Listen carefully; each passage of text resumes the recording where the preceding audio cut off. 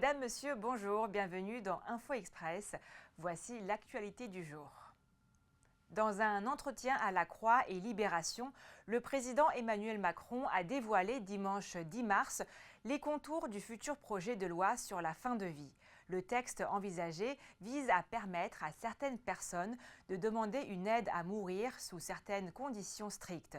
Pour y prétendre, les patients devront être majeurs, capables d'un discernement plein et entier, atteints d'une maladie incurable avec un pronostic vital engagé à court et à moyen terme et confrontés à des souffrances que l'on ne peut pas soulager, a-t-il déclaré. Le projet de loi sur la fin de vie sera examiné à l'Assemblée nationale à partir du 27 mai, a annoncé lundi 11 mars le Premier ministre Gabriel Attal sur X. 观众朋友您好，欢迎收看双语快讯。下面请看详细内容。上周日，法国总统马克龙在接受媒体采访时，宣布了有关生命终结法律草案的消息。主要内容是允许患者在某些严格条件下请求死亡援助。接受安乐死的患者必须神志清晰、有辨别能力，并且忍受着难以治愈的精神和身体痛苦，甚至生命垂危。总理阿塔尔于本周一宣布，有关生命终结的法案将于5月27日在国民议会进行审议。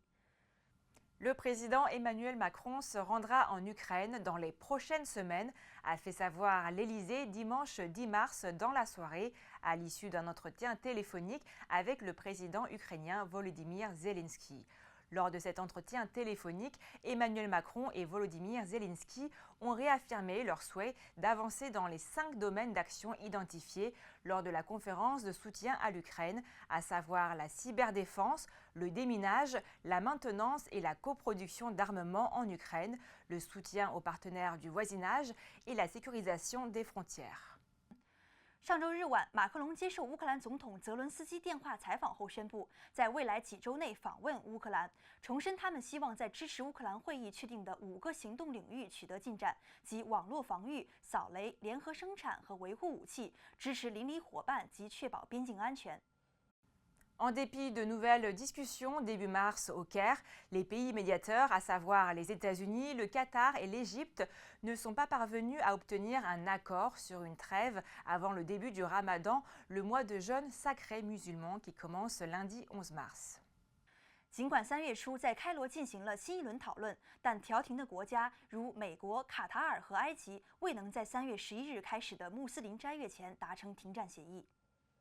Le Bitcoin a atteint ce lundi 11 mars un nouveau record historique.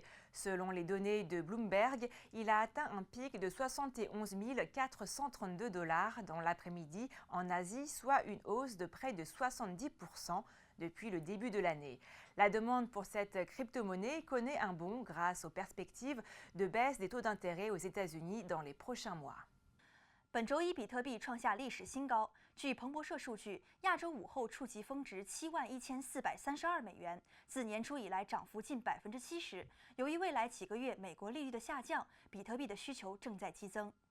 Dimanche 10 mars matin, un paquebot de croisière exploité par la Holland America Line a accosté dans la ville portuaire de Dalian en Chine. Plus de 2000 touristes et membres de l'équipage, originaires de 47 pays et régions, sont arrivés au port de Dalian en provenance de Shanghai. Il s'agit du premier paquebot de croisière international à visiter le nord-est de la Chine depuis que le pays a annoncé la reprise complète du transport de paquebots de croisière internationaux au départ et à destination de ces ports en septembre 2023. 3月10日上午，一艘从上海出发的鹤美邮轮停靠在中国大连港，船上有来自47个国家和地区的2000余名游客和船员。这是中国自2023年9月宣布允许国际邮轮重新进出其港口以来，第一艘访问中国东北的国际邮轮。